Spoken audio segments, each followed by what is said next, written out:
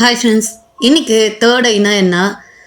Third ஐயை open பண்ணுறதுக்கு 21 days ப்ராக்டிஸஸை பற்றி தான் இந்த வீடியோவில் டீட்டெயிலாக தெரிஞ்சுக்க போகிறீங்க. இந்த தேர்ட் ஐ ஓப்பன் ஆகிறதுனால நமக்கு என்னெல்லாம் பெனிஃபிட்ஸ் அப்படிங்கிறதையும் நம்ம பார்க்கலாம். இந்த தேர்ட் ஐ 2 புருவ மத்திக்கு சென்டர் பிளேஸில் இருக்குதுன்னு நம்ம நம்புகிறோம்ல, அது ஸ்பிரிச்சுவல் சென்டர்னு சொல்லுவாங்க. அதில் உள்ளுணர்வு, ஞானம், கவனம், ஆன்மீக விழிப்பு இது எல்லாமே ஒரு சிம்பலாக பார்க்குறாங்க.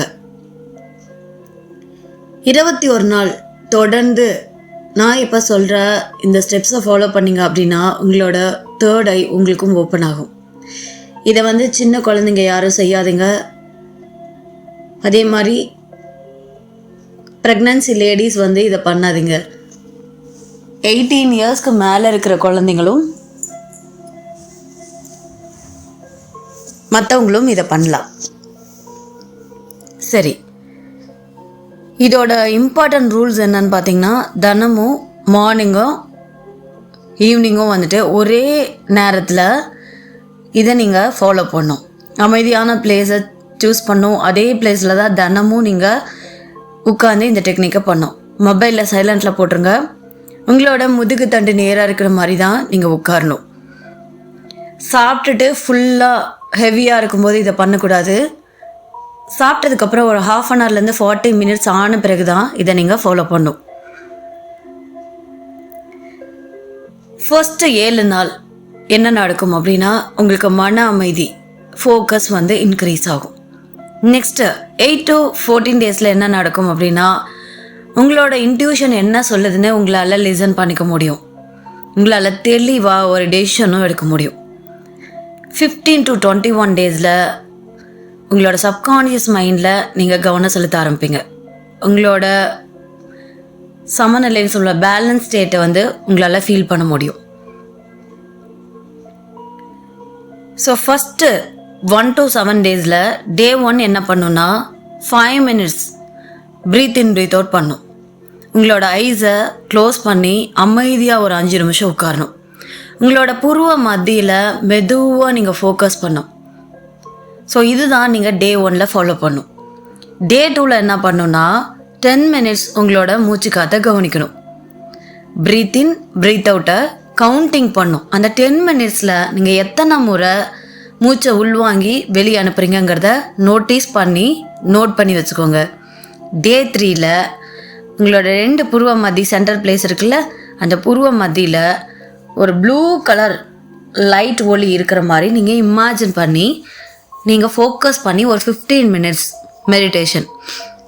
வேறு எதை பற்றியும் திங்க் பண்ணக்கூடாது. வேறு உங்களோட மைண்டில் திங்கிங் வந்தாலும் மீண்டும் மீண்டும் உங்களோட ஃபோக்கஸை கொண்டு அந்த ஒளியிலேயே நிறுத்தணும்.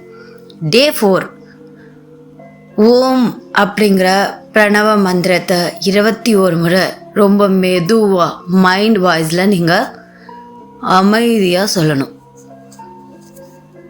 டே 5 10 minutes சைலண்ட் மெடிடேஷனில் இருக்கணும். நெக்ஸ்ட்டு உங்களோட தாட்ஸ் என்ன மாதிரியான எண்ணங்கள் வருது அப்படிங்கிறத லிசன் பண்ணும் அந்த 10 minutes. நெக்ஸ்ட்டு டே 6 இந்த மெடிடேஷன்லே உட்காந்து உங்களோட மனசை அமைதிப்படுத்தி ஒரு 10 விஷயங்களுக்கு ஆத்மார்த்தமாக தீர்க்கமாக அந்த தியானத்திலேயே நீங்கள் நன்றி உணர்வை சொல்லணும். டே 7 உங்களோட ஒரு வாரத்தில் என்னெல்லாம் நடந்தது நல்ல விஷயங்களை உங்களோட அனுபவத்தை நீங்கள் ரைட் பண்ணியிருக்கணும். நெக்ஸ்ட்டு 8 to 14 days என்னெல்லாம் நீங்கள் பண்ணணுன்னு பார்த்தீங்கன்னா, 5 minutes டீப் மெடிடேஷன், 10 minutes உங்களோட புருவ மத்தி கான்சன்ட்ரேஷன். இதை தவிர நீங்கள் வேறு எதை பற்றியும் யோசிக்கக்கூடாது. டே 9 உங்கள் மனசுக்குள்ளே நீங்களே ஒரு கேள்வி கேளுங்க. என்ன வேணால் கேளுங்க.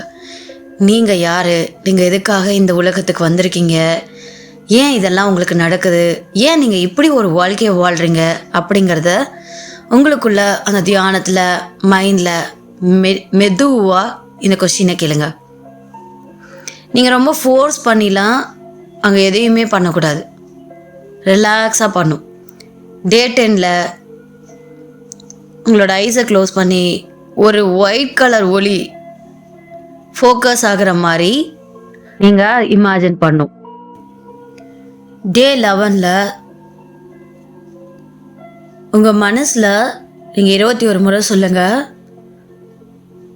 நான் தெளிவாக இருக்கேன், நான் தெளிவாக ஒளியை ஃபோக்கஸ் பண்ணுறேன் அப்படிங்கிறத 21 முறை சொல்லுங்கள்.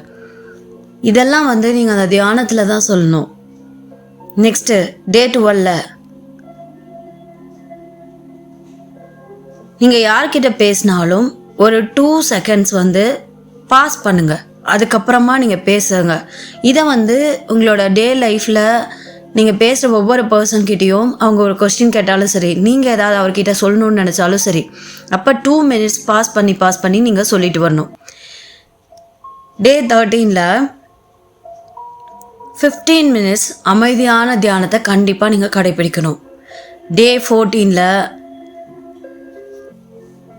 உங்களோட இன்ட்யூஷனில் என்ன சொல்லுது அப்படிங்கிறத தியானத்தில் நோட் பண்ணி ஆஃப்டர் தியானத்துக்கு அப்புறம் அதை நீங்கள் ரைட் பண்ணணும். இதெல்லாம் வந்து உங்களுக்கு டாஸ்க் மாதிரி. நெக்ஸ்ட் 15 to 21 days அப்போ நம்ம என்ன ப்ராக்டிஸ் பண்ணுறோன்னா, டே 15ல்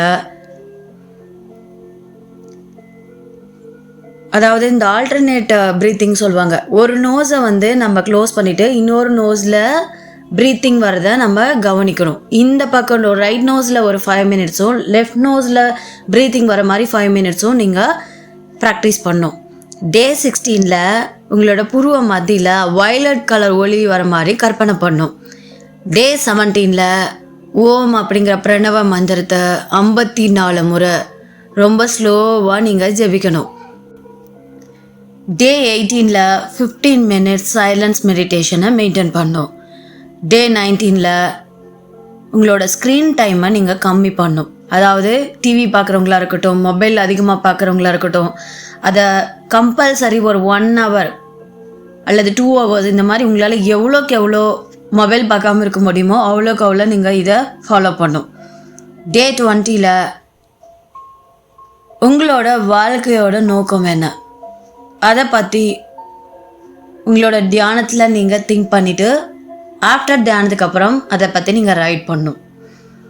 உங்களோட கோல்ஸை பற்றி எழுதலாம், அல்லது நீங்கள் என்ன பர்பஸ்க்காக உங்கள் வாழ்க்கையை இயக்கிட்டுருக்கீங்க அப்படிங்கிறதையும் நீங்கள் எழுதலாம்.